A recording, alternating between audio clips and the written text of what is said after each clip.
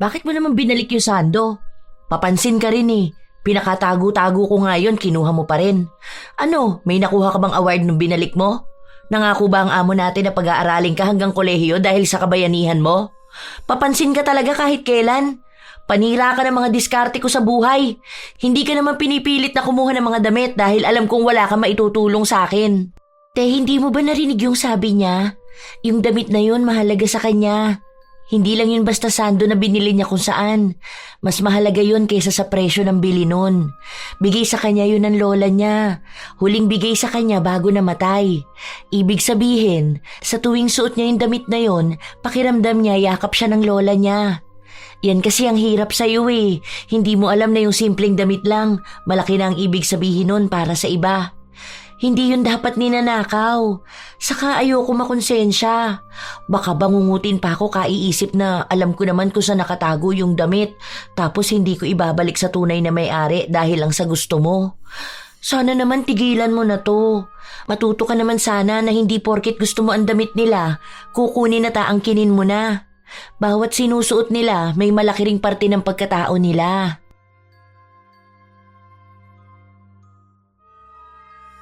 Paano kung ang pinagkakatiwalaan mong tao na dapat mag-aalaga sa mga damit na pinalalaban mo ay siya palang magnanakaw nito? Ganon ang ugali ni Heidi. Ngunit mukhang dahil sa ganong gawain, matagal niyang pagdurusahan ang ganti ng langit. Makakaya niya pa kayang labanan ng tadhana na siya rin naman ang pumili? O magkakaroon ng pagsisisi at pangako ng tunay na pagbabago? Ito raw yung mga lalaban eh, pero wag daw masyadong kukusutin kasi kakaiba nga yung tela niya. Baka raw mabilis masira, mahal pa naman daw to. Uy, ang ganda niya na. Parang gusto ko yata niyan. Kasya sa akin to eh, no? Tingnan mo. Oh, okay lang ba? Ang puti ko tingnan? Uy, te, wag yan. Ito, tingnan mo talaga kapag wala na nagpalabas sa atin dahil palaging may nawawalang damit sa kanila. Ewan ko na lang kung may makakain pa tayo sa susunod. Hindi naman nila makikita, ano ka ba? Praning ka lang talaga. Paanong hindi? Mga kapitbahay lang natin sila. Huwag na yung ganyan, te. Nakakahiya pagbintangan na magnanakaw. Buti nga yung ibang nawawala ng damit na papalusutan mo pa. Paano na lang kung hindi na? Kawawa naman si nanay. Baka pati sila pag-isipan na magnanakaw. Kasambahay pa naman yun. Akin na yan. Huwag mong pagnasaan ang gamit ng iba. Takot ka naman masyado. Ang duwag mo. Paano kaya tayo niyan magkakaroon ng magandang damit? Sawa na ako rito sa mga suot nating mukhang basahan. Isang mapagpalang araw, Lola Telang. Sa tagal ko na pong nakikinig sa inyong channel, naiengganyo na rin po ako magbahagi ng sarili kong kwento. Tawagin niyo na lang po ako sa pangalang Heidi.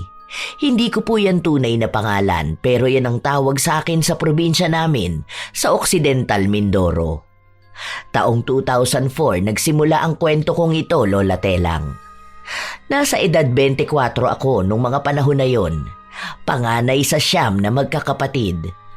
Mahirap ang buhay kaya hanggang grade 5 lang ang natapos ko. Ang nanay namin ay kasambahay habang ang tatay naman namin ay sumasama sa paggawa ng bahay. Bilang panganay, obligado akong tumulong sa pamilya namin. Kasama kong naglalabandera ang pangatlo kong kapatid na si Mau. Minsan, yung mga damit na pinapalaba ang dinadala sa amin. Sa likod ng maliit naming bahay, may poso na ginagamit namin kapag naglalaba kami. Minsan naman, kapag yung mga taong may kaya sa buhay, kami ang dumadayo sa kanila. Kapag ganun kasi may washing machine silang gamit, mas mabilis para sa amin. Ang isa sa masasabi kong kamalian kong nagagawa ay kapag may natitipuhan akong damit, kinukuha ko ito para maging akin na. Ginagamit ko kapag nasa loob lang ako ng bahay para kung sakali man hindi makita ng mga taong nawawala ng damit. Isang araw, habang nasa bahay kami nang isang nagpatawag sa amin para maglaba, pansin kong may magandang damit na nasa labahan. Tingnan mo to oh, di ba ganito yung nakita natin noon? Yung mahal na damit? Ang ganda ng tela. Uy, ang lambot. sukat ko nga. Wag na yan, te. Isasalang na nga natin eh. Teka lang naman, sinusukat ko pa nga eh. Ay, ang ganda. Sukat na sukat sa akin. Hindi siya maluwag, hindi rin masikip. Ang presko sa katawan. Akin na lang to. Mahal yan, baka mamaya mahuli pa tayo. Baka makita yan sa'yo tapos mawalan tayo ng suki. Alam mo naman na ang sabi sa atin, tayo lang ang pinagkakatiwalaan nila maglaban ng mga damit nila, di ba? Mababait din sila. Sayang kung sisirain natin ang tiwala nila. Hindi yan. Saka hindi naman yan sila nagpupunta sa bahay natin, no? Kapag mga mayayaman na ganyan, hindi sila tumatapak sa lugar ng mga mahihirap. Huwag kang kabahan, akong bahala sa'yo. May susuotin na ako sa birthday ni Colette. Ikaw rin, hanap ka dyan. Ay, ito oh. Bagay ito sa morena. Oh, ang ganda rin ito oh. Kasya to kay Bunso ano? Iuuwi ko nga to. Kasya naman to dun sa bag na dala ko. Itong kay Bunso maliit lang naman to. Kasya na to sa bulsa ko. Huwag na yan. Pwede naman tayo mag-ipon para makabili tayo ng bagong damit. Pero wag naman yung gamit ng iba. Baka mamaya mahalaga sa kanila yung damit na yan. Baka regalo sa kanila o kaya paborito nila. Alam ko naman na mahirap tayo. Pero dapat hindi yung maging dahilan para maging magnanakaw tayo. Sus, walang magagawa yung konsensya mo na yan. Alam mo ang dami natin sa bahay eh. Lahat puro pagastos. Oh, tingin mo ba makakaipon tayo ng pambili? Buti pa sila mayaman. Kapag gusto nila ng bagong damit, pwede silang bumili. Saka marami yan silang damit. Hindi na nila mahahalata kung ano yung nawawala. Hindi mo naman siguro ako isusumbong, di ba? Walang nagawa ang kapatid ko. Kinakabahan pa nga siyang lumabas ng bahay noon dahil baka biglang maghalughog ng gamit namin o kaya makita ang ninakaw ko. Pero nakauwi kami ng bahay na may bitbit na 4 na damit, may bra at panty rin. Yung bra, isinuot ko doble sa bra na suot ko. Ang ganda oh! Avon tong bra na to. Ang mahal kaya nito. Nakita ko to nung hiniram ko yung brochure kay Auntie Jo. Pangarap ko talaga yung ganitong bra. Buti na lang natupad na. Nangarap ka pa kung pagiging magnanakaw lang din pala ang gusto mong gawin. Iba naman kasi to. Diskarte lang ba? Alam ko naman na hindi ko to mabibili. Kumbaga, hiningi ko lang sa kanila, hindi lang ako nagsabi. Hayaan mo na, ang dami kaya niyang bra. Hindi naman na niya to hahanapin. Tayo rito ilan lang ang bra, naghihiraman pa. Tinali ko na nga lang tong bra ko dahil nga lumuwag nung sinuot ni Belang. Basta akin lang tong bra na to ha. Sa lahat ng mga ginagawa kong pangunguha ng mga damit, si Mau lang talaga ang kontra sa akin. Hindi niya rin sinusuot ang mga kinukuha ko dahil sinasabi niya na mas mainam pang mukhang basahan ng suotin niya kaysa sa pag-aari ng iba na ninakaw lang. Pero hindi ko naman siya pinipilit. Ilang linggo pa ang lumipas, palaging sa bahay ng mayayaman kami dumadayo. Simula kasi noong nagkaroon ng kanya-kanyang poso ang mga kapitbahay namin, bibihira na silang magpalaba. Sa bahay naman ng mga mayayaman, hindi pa naman masyadong uso noon ang CCTV. Kung meron mang CCTV ang bahay nila, isa lang, doon lang mismo sa tapat ng gate. Wala silang nilalagay sa likod kung saan kami naglalaba. Kaya kahit na magnakaw ako, walang nakakapansin. Kampante rin naman ako na hindi ako ilalaglag ng kapatid ko. Hanggang sa may isang balita kaming natanggap. 3 lang daw yung pwedeng maisama papuntang Ermita. Malayo ba yun? Sasakay pa ng Roro eh. Kukuha raw kasi ng tao para sa bubuksang laundry shop. Saan daw ba magbibigay ng biodata? Bili ka nga muna 2, tag-isa tayo. Sasama tayo dun. Sa syudad yun. Mas malaki ang kikitain natin dun.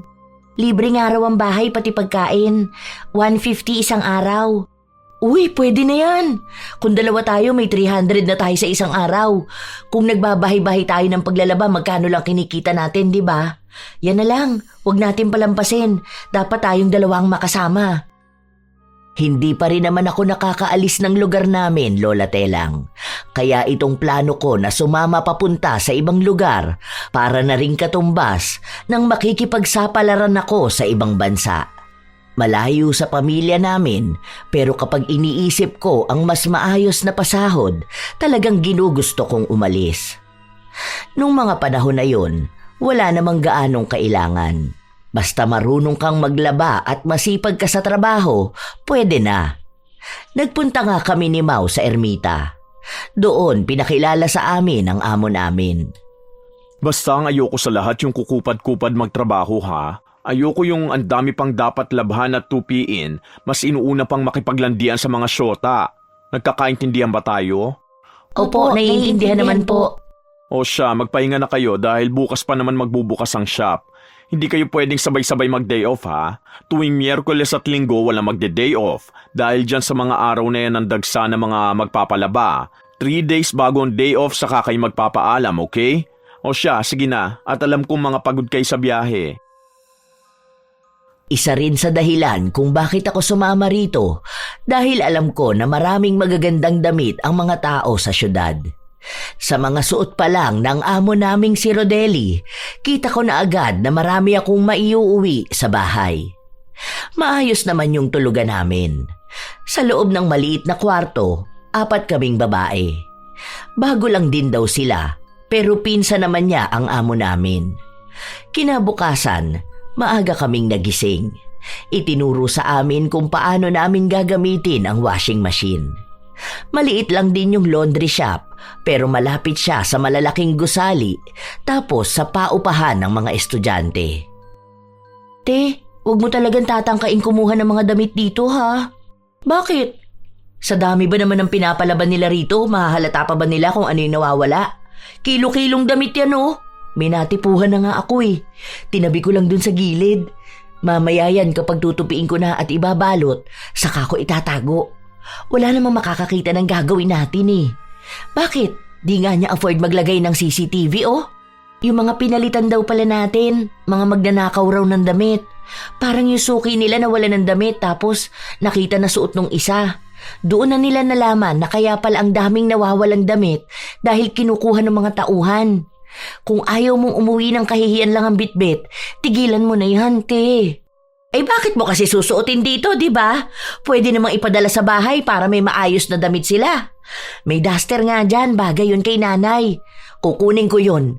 Hindi ko lang alam kung paano ko ipapadala eh. Baka mahal sa LBC.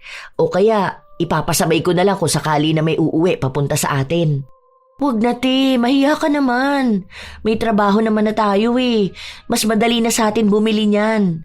Ang sabi ni Ate Luisa, malapit lang daw ang Baklaran. Kapag daw wala siyang pasok, pupunta siya doon para bumili ng damit ng anak niya. Mura lang daw doon. Mas maganda na yung ganun kesa naman magsusuot sila sa bahay ng galing sa nakaw. Malaking kasalanan pa rin yun. Hindi yun malaking kasalanan. Dahil ano ba naman yun? Di ba kumuha lang naman ako? Hindi naman yun pagnanakaw ng pera. Damit lang yun, paglulumaan din nila yun. Gagawing basahan. Huwag ka nalang magulo dyan. Hindi ko pinakinggan ang kapatid ko. Dahil madalas na kami-kami lang ang naroroon at madalas na wala ang amo namin na nagbabantay sa amin, nakakapuslit ako ng damit. Kung ano-ano ba naman kasi ang pinapalaba sa amin. Meron pa nga mga panty. Sakto na maluluwag din ang garter nung sa akin, kaya kumukuha ako pa isa-isa. Siguro naman kung suot ko yung panty o bra na ninakaw ko, hindi naman makikita dahil panloob naman yun. Wala namang magpapahubad sa amin dito. Halos 2 buwan na kami pero kahit paano, nakakakalahati na ako ng maliit na sako bag. Sa ibabaw nun, doon ko nilalagay yung mga binili ko sa Baklaran. Pero mga laruan lang yon na may kalakihan. Pantakip ko lang kung sakali na tingnan ang mga bag namin. Pero mukhang wala namang pakialam ang amo namin kaya malaya ako. Hanggang sa isang araw, may pumunta at nagrereklamo. May nawawala raw siyang damit. Ano po bang klaseng damit, ma'am? Paano po kayo nakakasigurado na nawawala yun? Ang sabi ng ginang, bilang niya raw ang pinalaba niya. Kulang nga raw yung damit ng asawa niya. Kulay asul na damit at may maliit na burda sa harapan. Naalala ko yung itinabi kong damit. Nasa ilalim yon sa lagayan ng mga sabon. Hindi ko pa nailalagay sa bag ko dahil nga andoon pa ang amo namin. Yung pinsa naman niya, Madalas na sumusunod sa akin dahil hanggang ngayon hindi pa rin masyadong gamay ang trabaho. Sigurado ba kayo na wala kayong naihalo sa damit ng ibang mga customer? Di ba ang sabi ko sa inyo, lagyan nyo ng label para hindi mawala ang mga damit? Yun naman po ang ginawa namin eh. Si Luisa po ang tagalagay nun. Kasi si Mau, siya naman ang nagsasalang ng mga damit. Ako naman ang nagtutupi at nagpapak. Ang sabi naman po ni Luisa, lahat naman daw yun. Wala naman daw siyang nakakaligtaan. Baka naman po hindi niya na ipalabas sa atin. Wala naman nagre-reklamo rito na may nawawala silang damit eh. Hanapin nyo nga dyan. Di ba ang sabi ko sa inyo na kapag may customer, bibilangin nyo sa harapan nila kung ilan ang damit na pinapalaban nila? Gawain po yun ni Luisa. Nagpanggap na lang ako na naghahanap ako ng damit. Pinakita ko yung mga lagayan ng mga damit na hindi pa nalalabhan. Dahil wala kaming makita, umalis na rin yung customer. Kaya ang nangyari, hindi umalis ang amo namin ng 3 araw. Malapit na ang day off ko, bigla akong kinabahan na baka kapag wala ako, makita yung damit na itinago ko. Minsan pa naman nagbibilang ang amo namin ng mga sabon.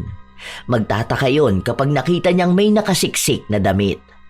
Hanggang sa sumapit ang araw na wala akong pasok, pero sakto naman na umalis na rin ang amo namin. Mau, alam mo yung doon sa gilid ng mga sabon? Yung sa pinakasulok may damit dun. Mamaya kunin mo yun tapos pagbalik mo rito sa taas bigay mo sa akin. Ha? Ano yun? Huwag mo sabihin yun yung damit na hinahanap ng babae. Ate naman, pinapahamak mo talaga yung trabaho natin. Ang bait na nga ng amo natin eh. Kung mahuhuli tayo at babalik sa atin, magkano na naman ang sahod natin nun sa isang araw? Swerte na kapag may 150 tayo. Gusto ko na nga rito dahil kahit paano magaan ang trabaho. Hinaan mo kaya boses mo. Alam mo naman si Luisa, yung tenga niyan akala mo may antena. Ang bilis makasagap. Dali na, basta huwag ka lang papahuli para walang kaso. Kaya mo na yan. Alam ko na nag-aalangan ng kapatid kong bitbitin ang damit, pero nagawa naman niya. Ilang linggo pa ang nakalipas, umalis sa trabaho ang isa naming kasama galing sa probinsya. May sakit kasi ang anak niya, kaya kailangan na niyang umuwi.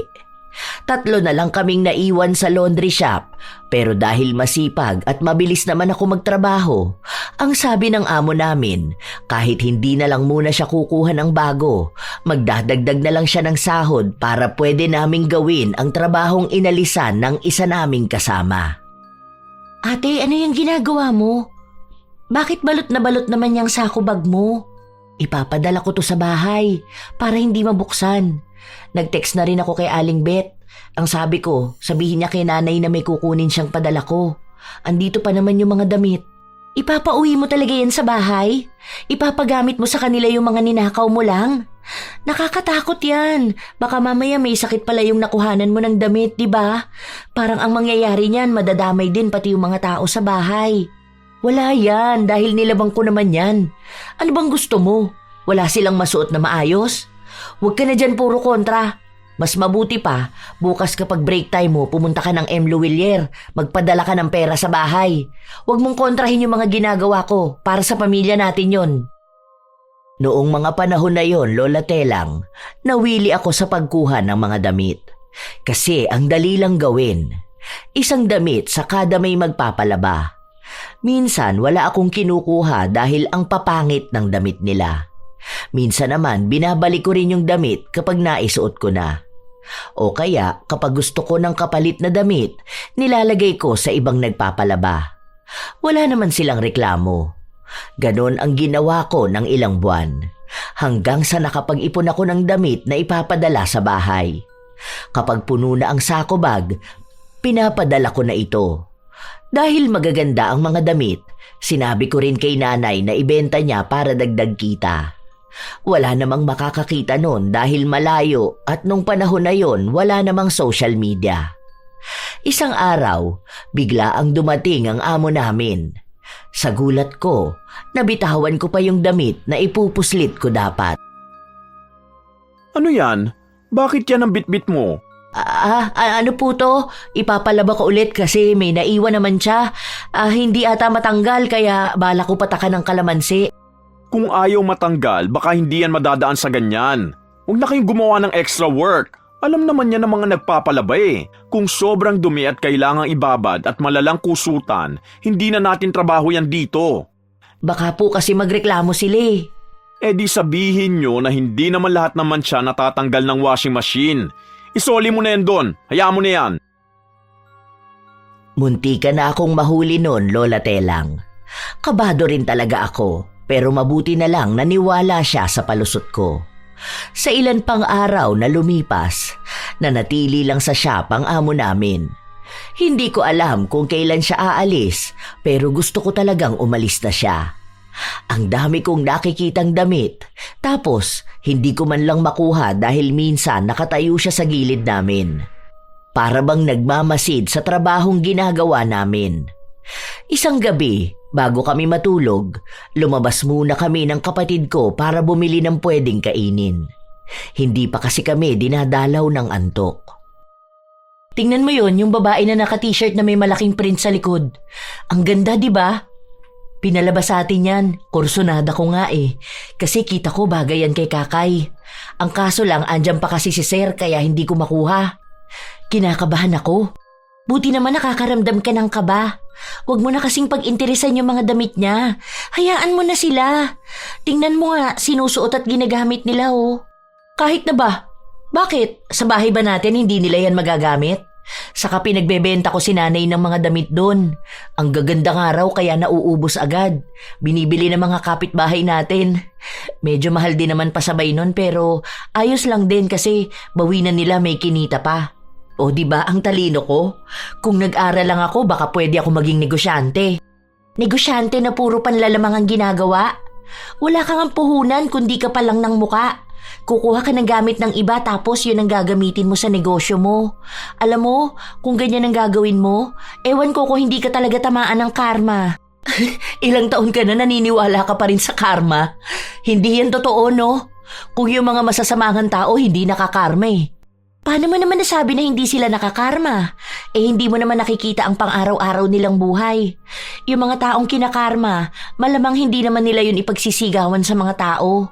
O kaya, pwedeng ang karma nila, mismong sarili nila, na hindi sila makapagbago. Basta, kung ako sa'yo, magbago ka na lang. Pagiging magnanakaw pa rin yung ginagawa mo. May panlalamang pa rin sa kapwa.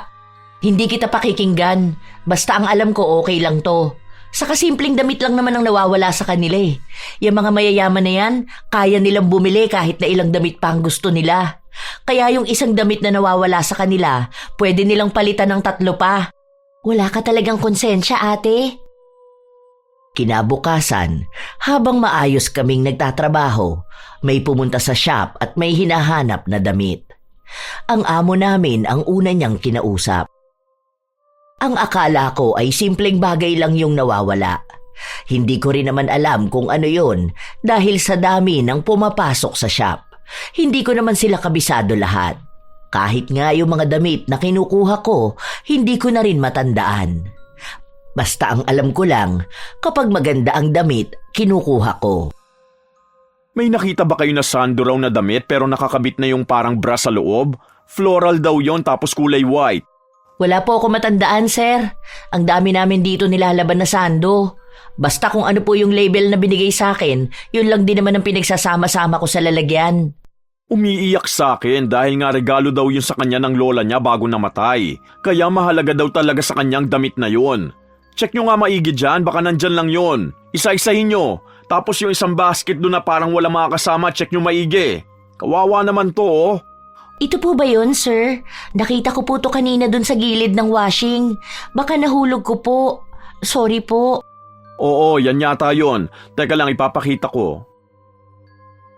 Agad na kinuha ng amo namin ang damit na binigay ng kapatid ko.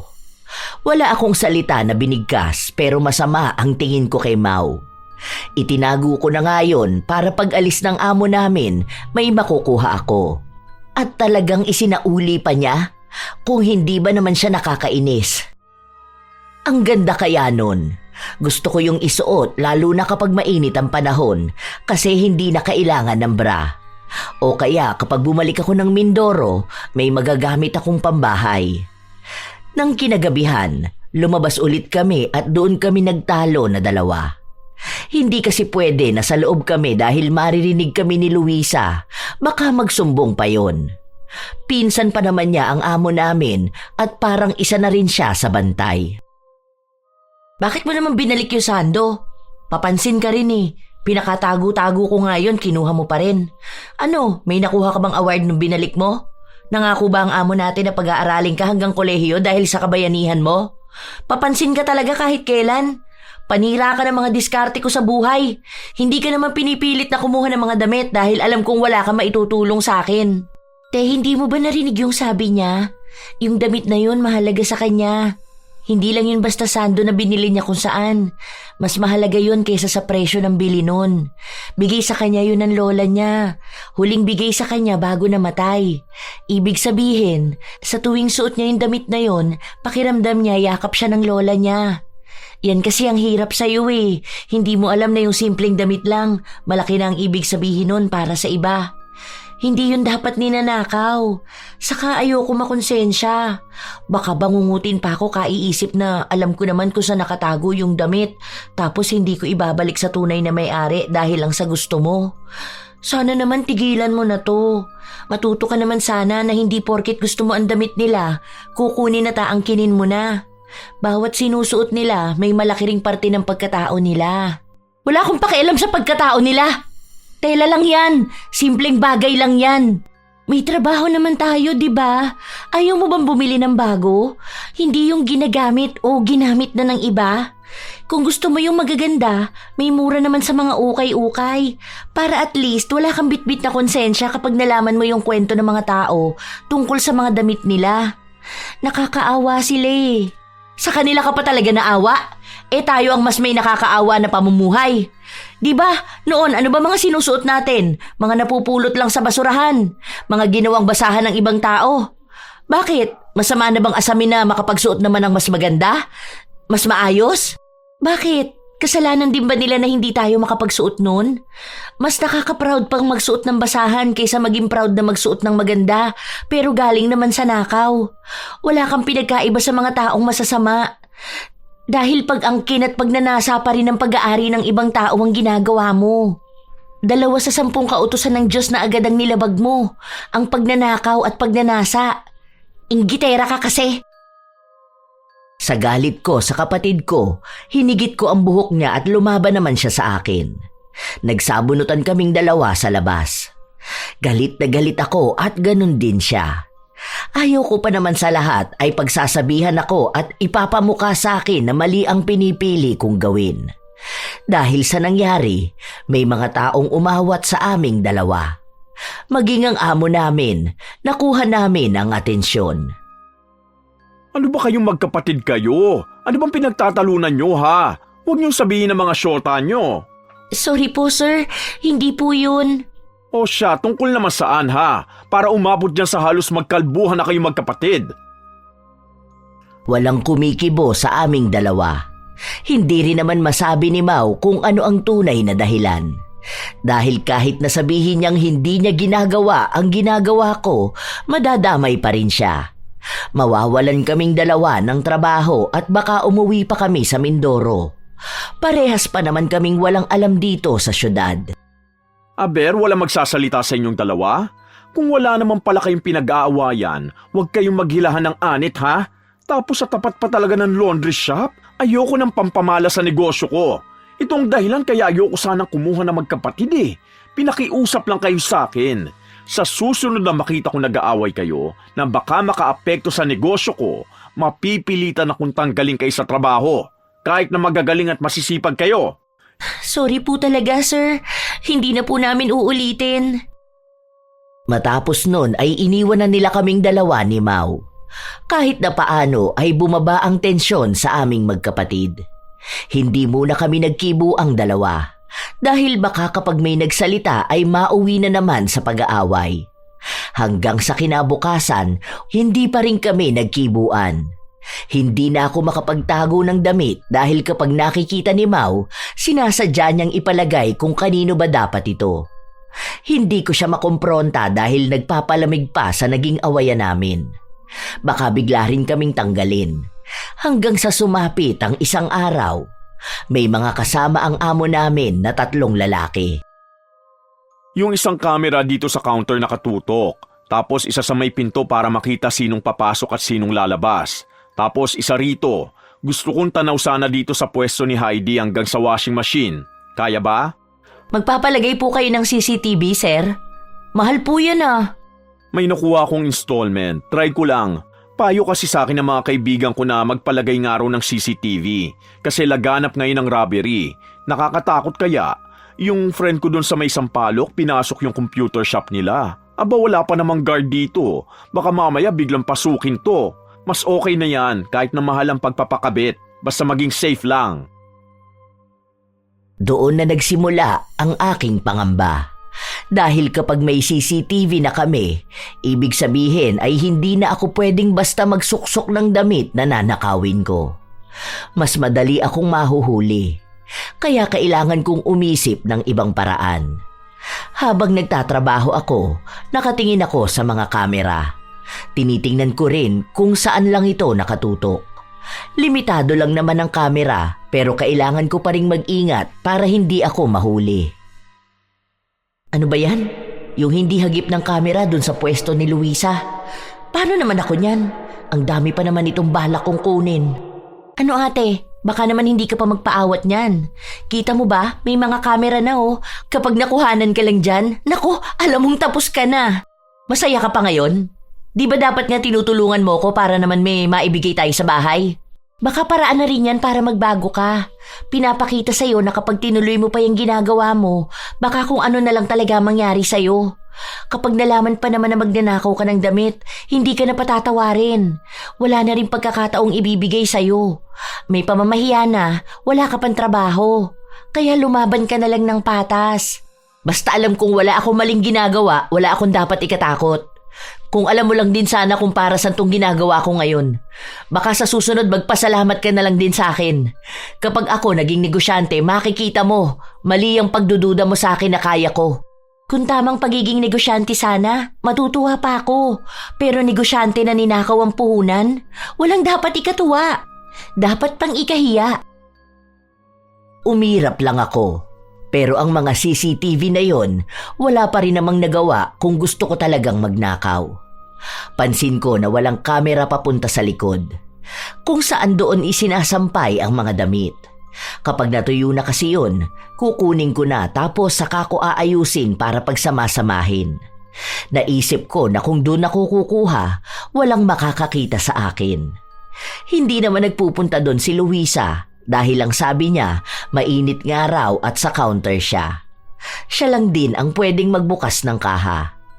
Kung pupunta ron si Mau, wala rin naman siyang magagawa kung mahuhuli niya ako. Tuwang-tuwa ako noon, Lola Telang, kasi pakiramdam ko talaga nung mga panahon na yon na ang talino ko. Kasi biruin mo yon, may CCTV na, pero nakakaisip pa ako ng paraan para maisakatuparan ang gusto ko. May mga nananakaw pa rin akong mga damit pero hindi na katulad noon na mas marami. May mga natatanggap kaming reklamo mula lang dun sa mga alam ang bilang ng damit nila. Pero yung iba na basta na lang nagpapalaba, kahit na pakiramdam nila na may nawawala, hindi nila masabi kasi hindi naman sila sigurado. Hanggang sa isang araw, may nagpalaba sa amin.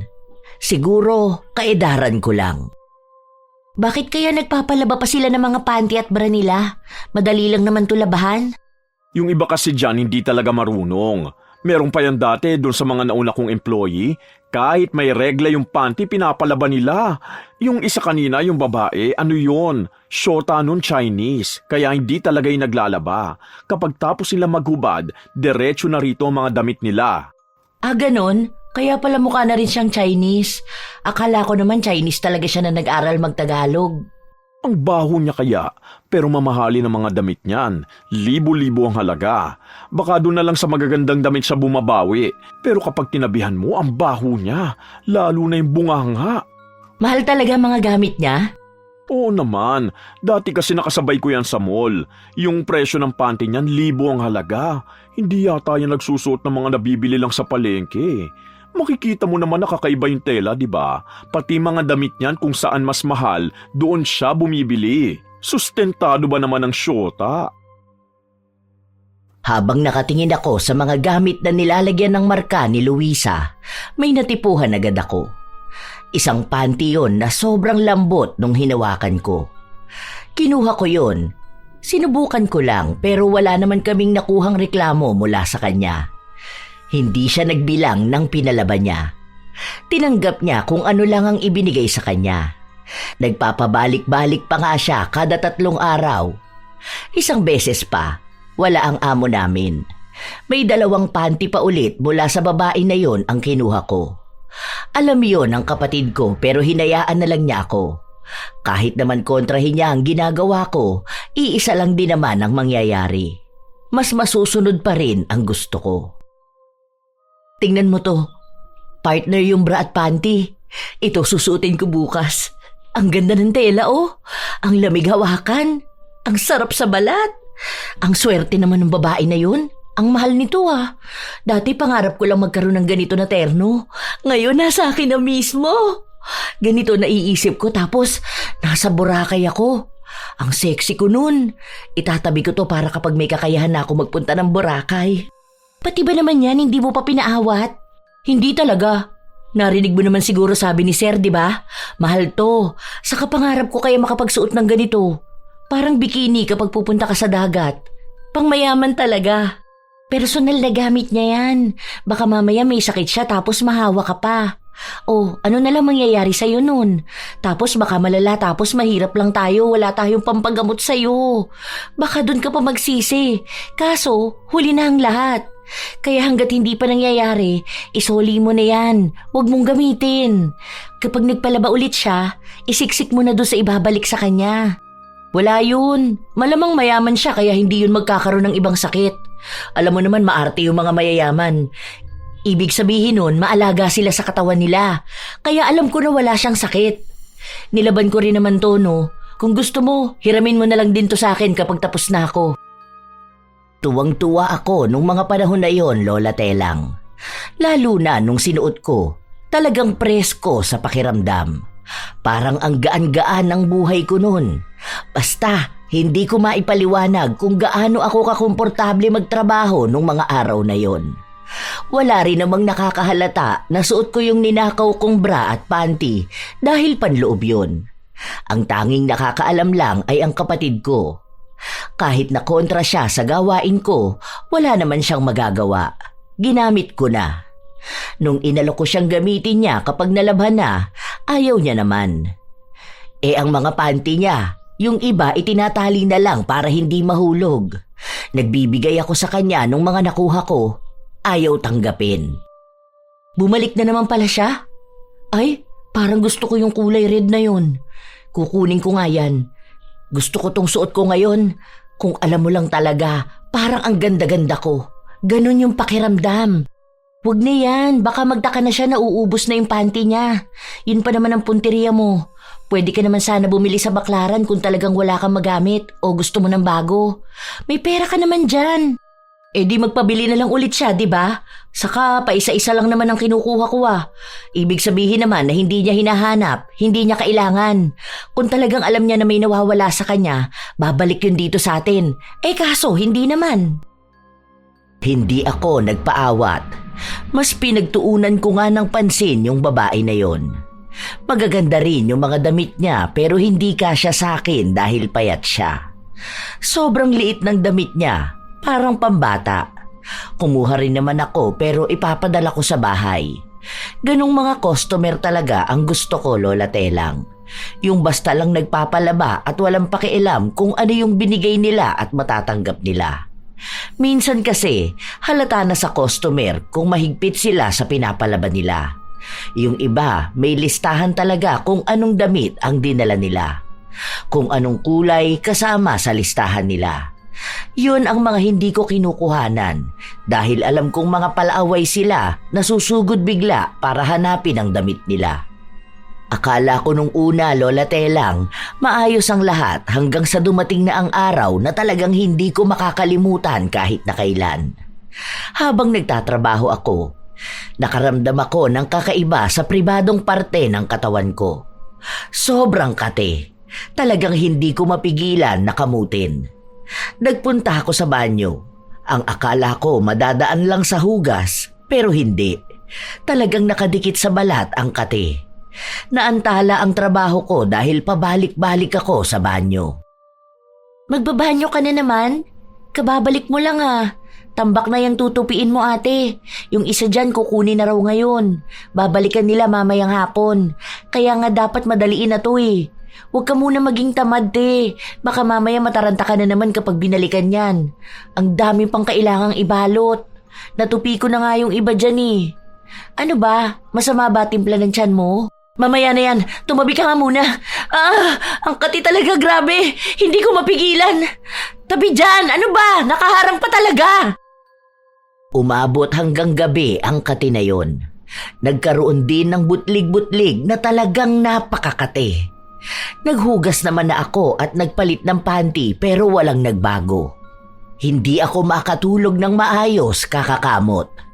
Dahil sa taas ng higaan ko natutulog ang kapatid ko, hindi ko alam na nauuga ko pala siya sa tuwing matindi ang pagkamot ko. Sinabi niya lang yun sa akin kinabukasan. Ang likot mo naman, te. Hindi ako nakatulog maayos. Nagugulat ako, akala ko lumilindol. Ano ba talaga nangyayari sa'yo?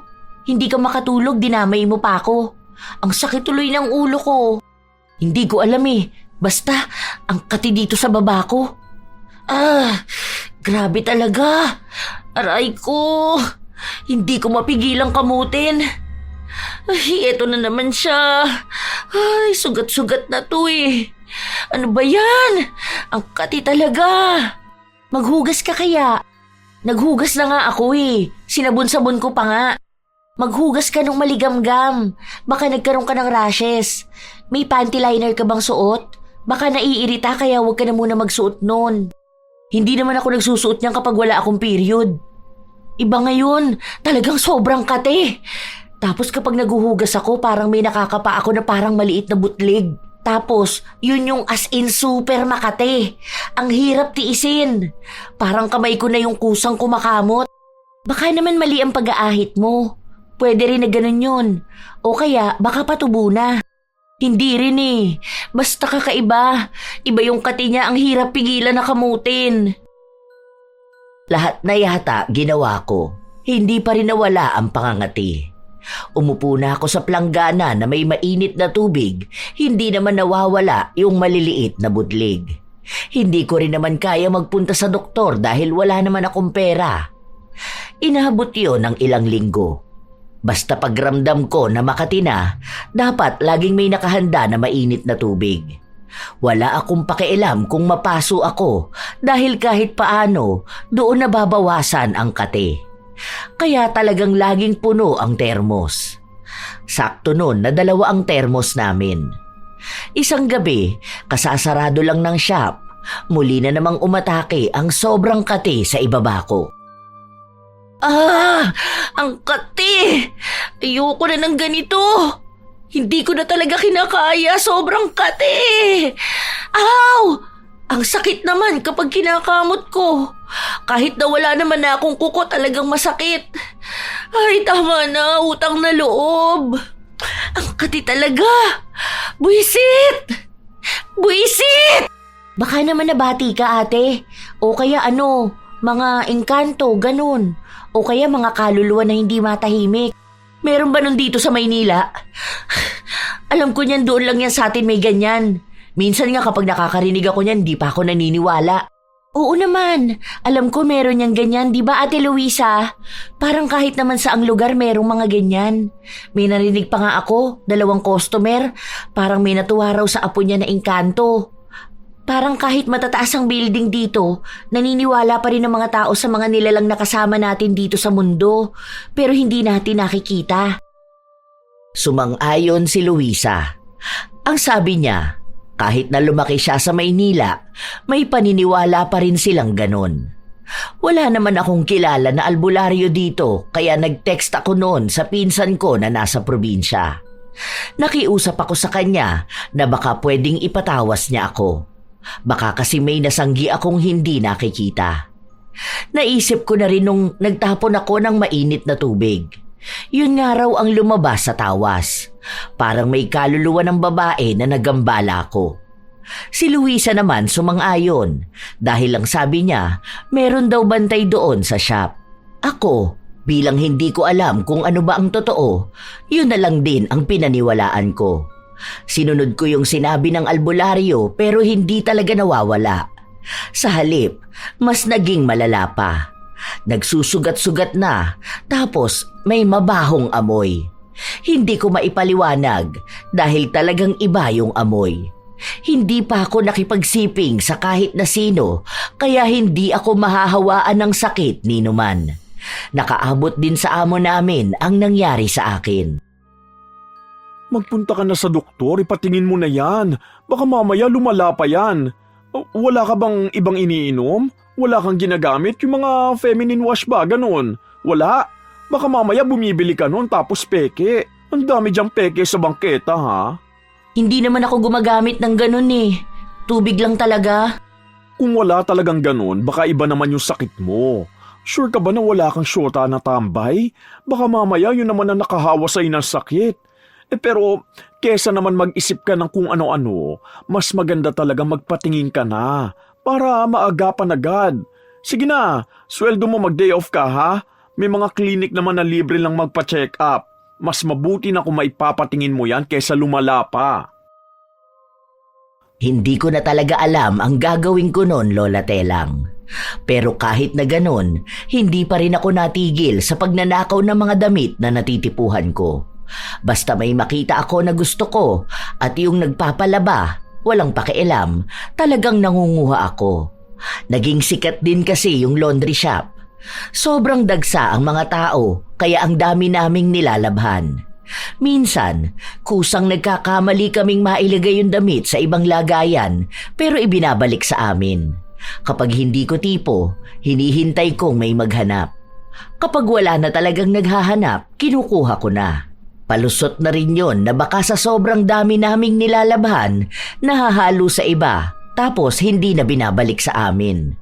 May mga nagagalit pero wala namang magagawa yung galit nila kung hindi ko na mababalik ang damit. Wala naman kaming kalaban na laundry shop nun, kaya wala silang pagpipilian. Pupunta pa sila sa mas malayo o maglalaba ng sarili nilang damit na mukhang hindi nila magawa dahil abala sila sa buhay at walang oras maglaba. Hanggang sa isang araw bago sumapit ang sahod na dapat ay araw din nang wala akong pasok. Nagulat na lang ako. Nagising ako sa kalagitnaan ng gabi dahil pati dibdib ko sobrang katina. May mga maliliit na ring butlig na yung kate ay talagang nanunuot sa balat. Kapag kinakamot ko, sumasakit naman.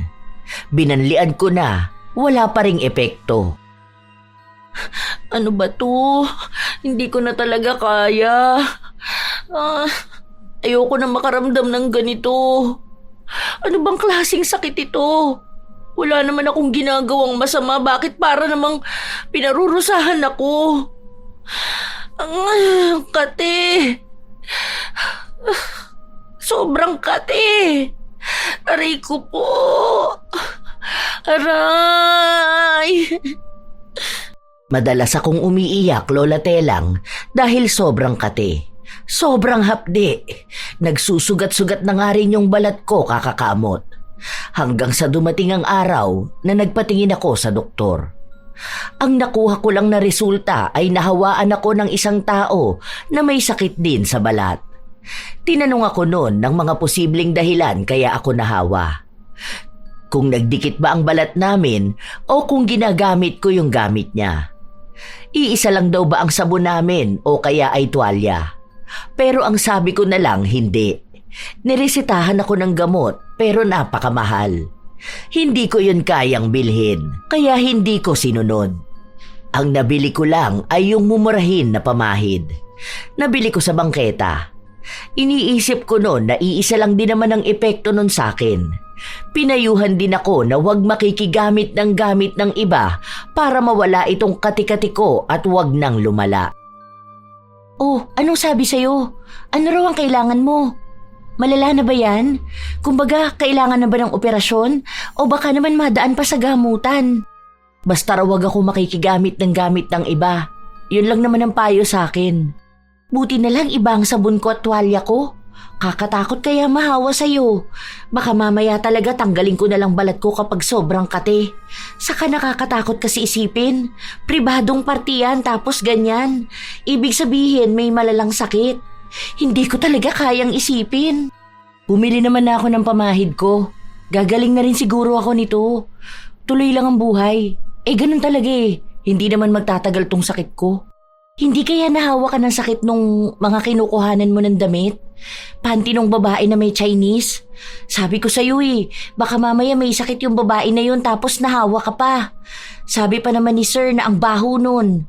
Kasi bayaran din daw yun kung sino-sinong lalaki ang nakakasama. Malamang kung sinuot mo yung panty niya, baka may mga bakterya na naiwan dun. Personal na gamit niya kasi yun Minsan pa nga kapag sinasalang ko yung mga panty niya, may nakikita ko na parang bagong hubad niya lang tapos may kulay green. Hindi ka kasi nakikinig sa akin Nalaban naman na yun. Ibig sabihin, malinis na. Nasabunan na yun, tapos mainit sa dryer. Siguro naman mamamatay yung mga bakterya. Baka may allergy lang ako. Bawal muna raw ako sa malalansa, ganun. Hindi muna ako kakain ng sardinas o kaya itlog. Iiwasan ko muna yung mga ganun. Tingnan mo, kapag naiwasan ko yung mga ganun, gagaling din ako. Allergy? Lumaki ka sa hirap tapos magkakaroon ka nun?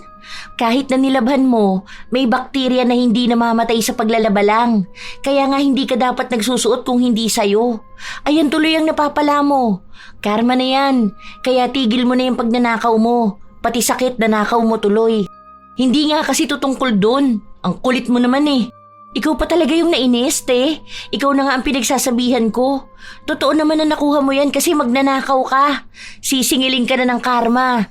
Akala mo kasi porket damit lang kinuha mo, hindi ka na pwedeng matawag na makasalanang tao. Oo, dahil alam ko naman na wala tong kinalaman sa ginagawa ko. Baka may kakaiba lang din akong sakit na ngayon lang nakita. Gagaling din naman ako. Saka imposible yung karma na yan, no? Hindi naman yan totoo. Gawa-gawa lang yan ng mga matatanda para paniwalain yung mga bata na may bawi ang langit kapag gumawa sila ng masama. Hay, ewan ko sa'yo. Matanda ka na, dapat alam mo na kung anong tama at mali. Kahit hindi tayo nakapag-aral, siguro naman may utak tayo para malaman kung anong ginagawa natin. Hindi naman natin pwedeng isisi lang sa kahirapan. Kung mali, talagang mali. Hindi ko pinaniwalaan ang kapatid ko. Tuloy pa rin ako sa pangunguha ng mga damit, Lola Telang. Nagpapadala sa bahay kapag sapat na ang mga nakukuha ko. Hanggang sa tumatagal, parang palala ng palala ang sakit ko. Umabot pa sa punto na namamaho din ang sa ibaba ko. Dati ako lang yung nakakaamoy kapag nakikita kong may lumalabas na ibang kulay sa panty ko. Nalaman ko lang na iba yung amoy ko noong amo na namin ang nagsabi sa akin.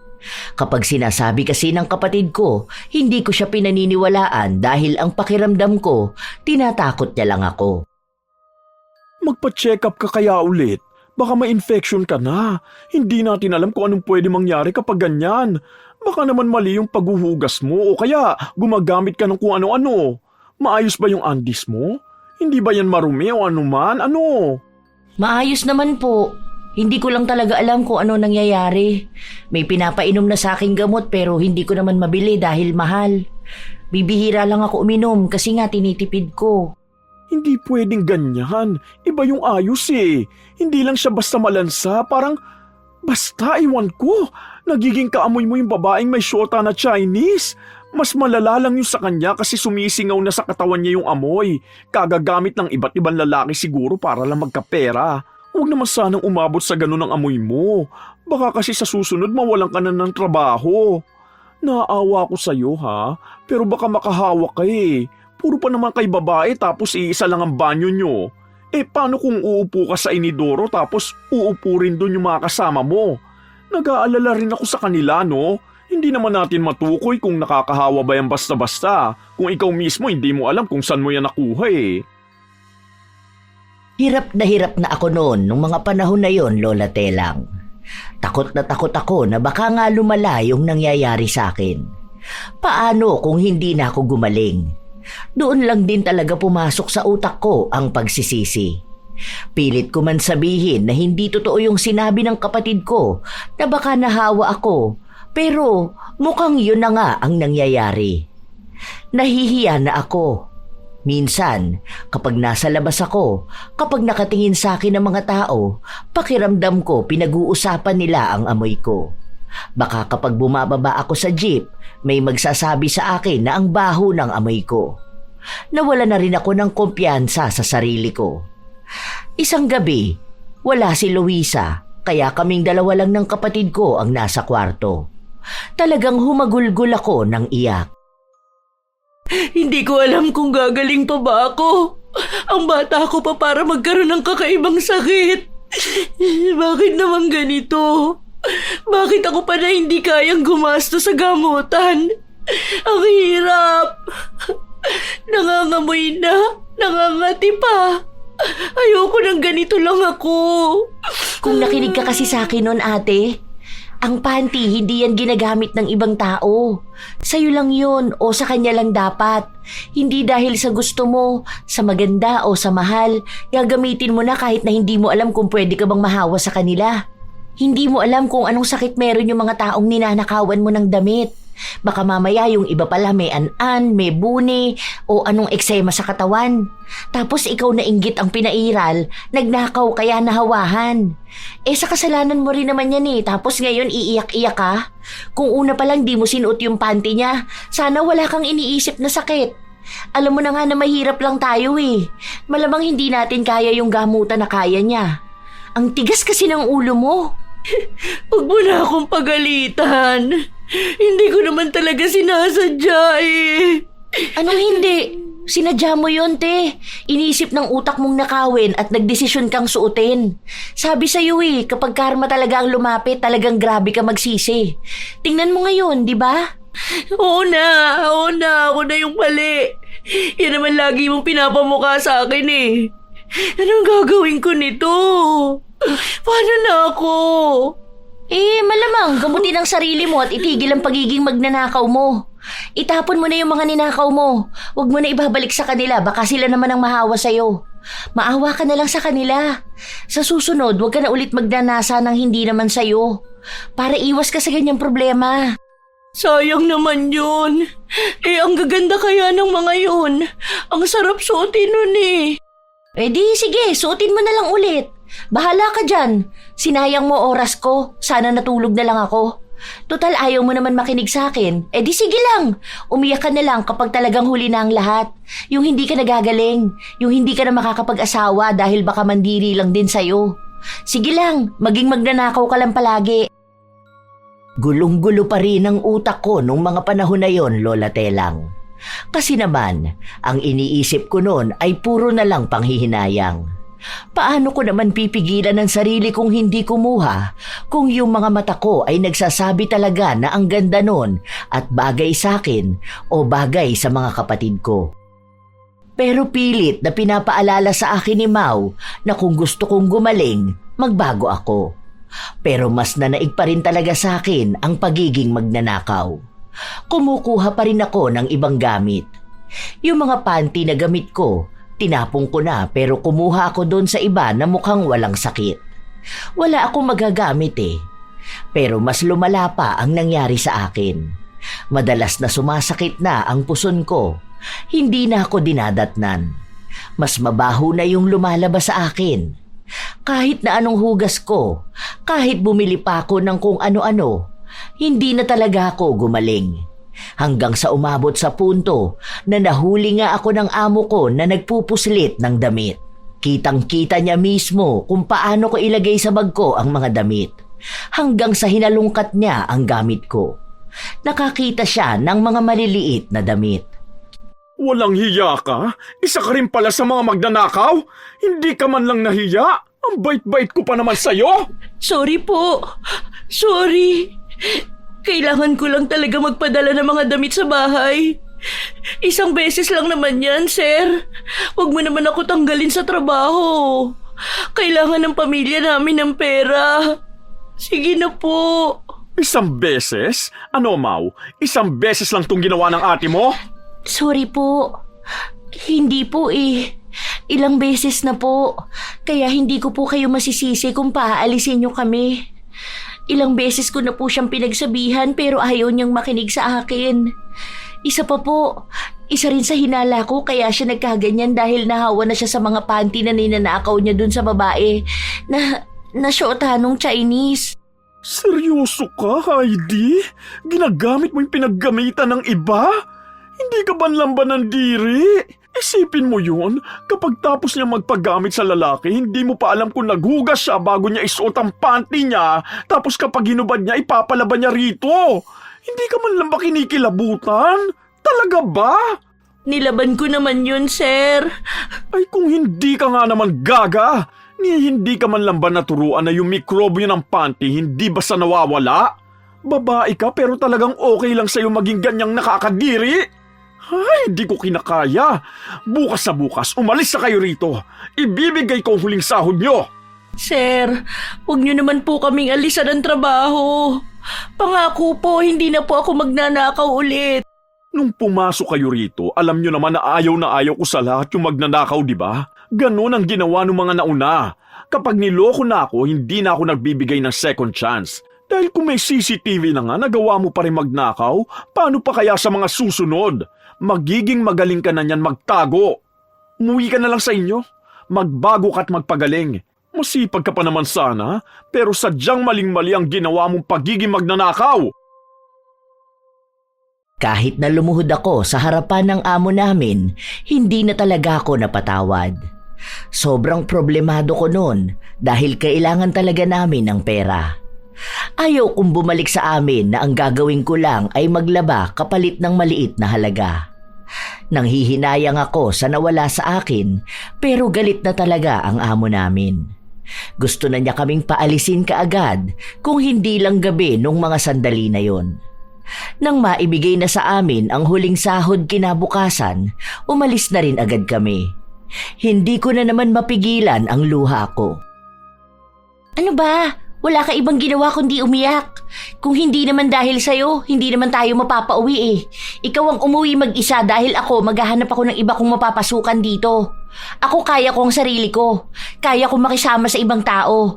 Huwag ka na dahil kapag magkasama tayo, lagi na lang ako napapahamak. Kung hindi mo sana ako nilaglag eh, pwede mo naman ako pagtakpan na. Para namang hindi mo alam kung paano. Ilaglag man kita o hindi, alam na ni sir kung ano ang totoo. Kitang-kita na niya. Magsinungaling man ako o magsabi ng totoo, iisa lang ang mangyayari. Mawawalan pa rin tayo ng trabaho. Kahit na paano, isinalba ko na lang ang dignidad nating dalawa. Mahirap tayo pero sana yun lang kaya natin, di ba? Hindi naman kailangan ng pera para maging totoong tao. Huwag mo iyakan o isisi sa ibang tao ang nangyari sa'yo. Ang inggitera mo kasi at ambisyosa ka. Hindi ka rin magkakasakit kung hindi ka nagnasa ng pag-aari ng iba eh. Ayan, pati yung hindi mo gusto nakuha mo. Ayoko na sumama sa'yo dahil baka mahawaan mo ko. Hindi ng sakit kundi ng karma mo. Sinubukan ko pang pigilan ng kapatid ko na umalis, pero iniwan niya talaga ako. Ako naman, wala na namang nagawa kundi ang umiyak. Umupo ako sa isang gilid habang iyak ng iyak. Nung mga panahon na yon, Lola Telang, hindi ko talaga matanggap sa sarili ko na may mali ako. Kasi iniisip ko na simple lang naman ang ginawa ko. Ganun na ba yun kalala para magkaroon ako ng karma? Na bakit ako lang? Bakit yung mga masasamang tao na mas malala pa ang ginawa sa akin? Bakit sila hindi magkaroon ng karma? Umabot pa nga hanggang kinabukasan, andoon lang ako, hinihintay ko kung magpapakita ba sa akin ang kapatid ko, pero hindi na. Wala akong kaalam-alam kung nasaan siya. Masyadong malawak ang Maynila. Saan ko naman siya hahanapin? Wala naman siyang cellphone noong mga panahon na yon. Ako lang ang meron. Noong nagpasya na akong umalis, doon naman nagpakita ang kapatid ko. Inaya ko na siyang umuwi na kami. Ihahatid na lang kita hanggang sa sakayan. Hindi na ako sasama pabalik sa bahay. Bakit? Sige, kung ayaw mong bumalik, pwede naman tayo maghanap ng papasukan natin. Mahihirapan ka dahil dyan sa kalagayan mo. Hindi lahat ng amo dito kasing bait ni sir. Alam naman natin yun. Hindi lahat maiintindihan ng sitwasyon mo. Natatakot na rin ako na paano kung mahuli kang magnakaw? Anong pwede nilang gawin sa'yo? Paano kung hindi ka na makauwi sa bahay? Pangako, hindi ko na yun uulitin. Mahirap ang pangako kung hindi ka rin handang tuparin yun. Kilala kita ate. Kahit mangako ka ngayon, alam kong darating ang araw na matutokso ka sa magagandang damit. Kapag natukso ka, makakalimot ka na naman. Tama na to, te. Sana naman intindihin mo ang sarili mo. Huwag mong palaging sisihin ang iba sa nangyayari sa'yo. Baka yung sakit mo, baka yan ang paalala sa'yo na dapat hindi ka magnakaw ng gamit ng iba. Dahil malala ang balik sa'yo. Sana gumaling ka na at magbago ka na. Tumatak talaga sa akin ang mga salitang sinabi ng kapatid ko, Lola Telang. Mas matanda ako sa kanya, pero mas may utak pa siya sa akin. Hindi nga siya sumama pa uwi sa bahay. Wala kaming ibang komunikasyon, pero sa ulado naman niya ang numero ko. At kung darating ang araw na makakabili siya ng cellphone, pwede niya ulit akong kausapin. Alam ko na matatag ang kapatid ko. Mas magandang buhay ang nakaabang sa kanya. Habang nasa bahay ako, doon ako nagpapagaling. Kung ano-anong herbal na lang ang ginamit ko. Nagsumikap akong magtrabaho kahit na may sakit ako. Balik ako sa pagiging labandera. May laundry shop akong napasukan. Bagong bukas lang yon sa lugar namin. Maliit ang sahod kumpara noong nasa Maynila ako. Pero kahit na paano, maayos naman dahil may pagkukuhanan ako ng pera. Tama nga si Mau. Darating ang tukso sa akin. Nakakakita ako ng mga damit na gusto ko at naiisip ko na bagay sa akin. Pero sa pagkakataon na ito, hindi ako nagpatalo sa tukso.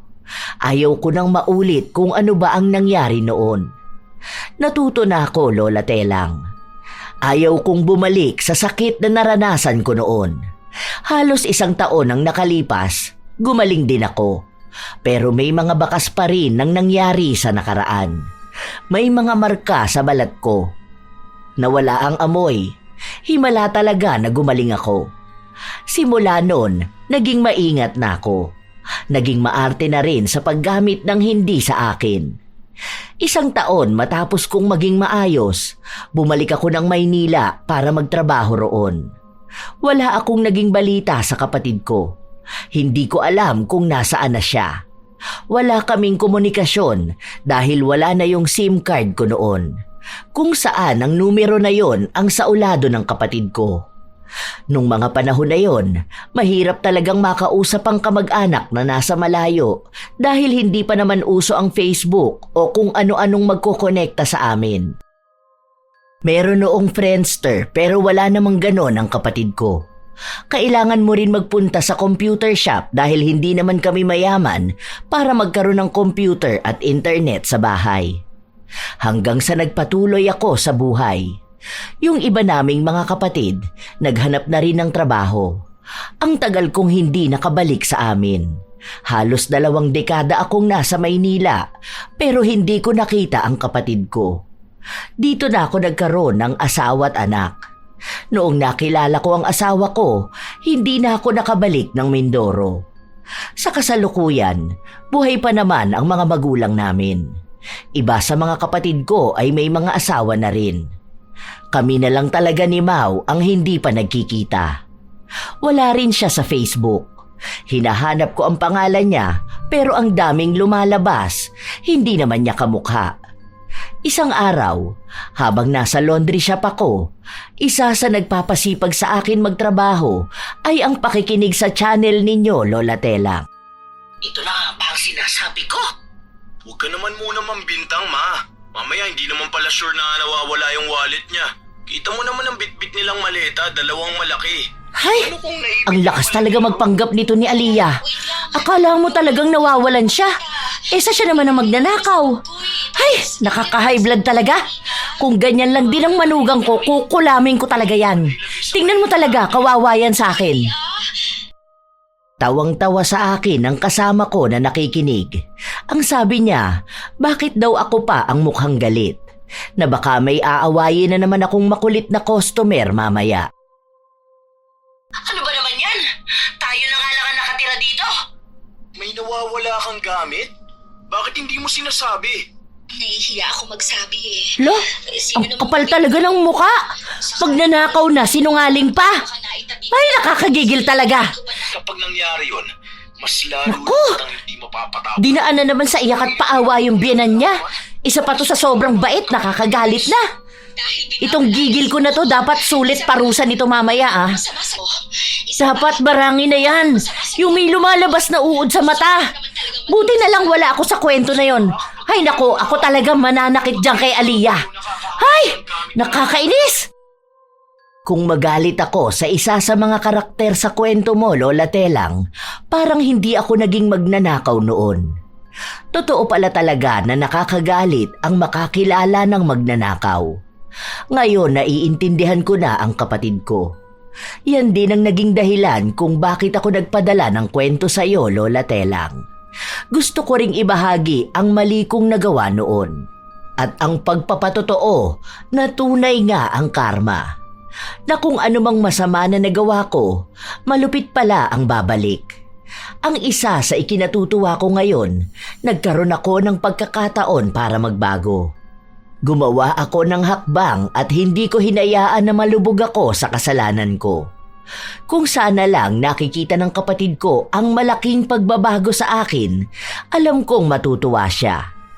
Sana maging malaking tulong din ang pagbabahagi ko ng kwento para makarating sa kanya. Maraming salamat po, Lola Telang. Sadya talagang may mga tao na mas pinangingibabawan ng tukso. Inaakala nila na kapag maliit lang ang bagay, isang pirasong damit, isang gamit na hindi naman daw hahanapin ng may-ari, ay wala itong magiging epekto. Pero ang katotohanan, anuman ang ninakaw, may malaki itong epekto sa lahat. Ang pagnanakaw ay hindi sinusukat sa halaga ng kinuha, kundi sa kawalan ng respeto sa pagmamay-ari at sa pagkukulang ng isang tao sa sarili niyang prinsipyo. At sa isang trabaho gaya ng pagiging labandera, mas lalo itong mabigat. May tiwalang ibinibigay na kayang pahalagahan ang damit na gamit sa pang-araw-araw ng bawat pamilya. Kapag dinakaw ang tiwalang yun, hindi lang gamit ang nawawala, pati dangal at pangalan ay nasisira.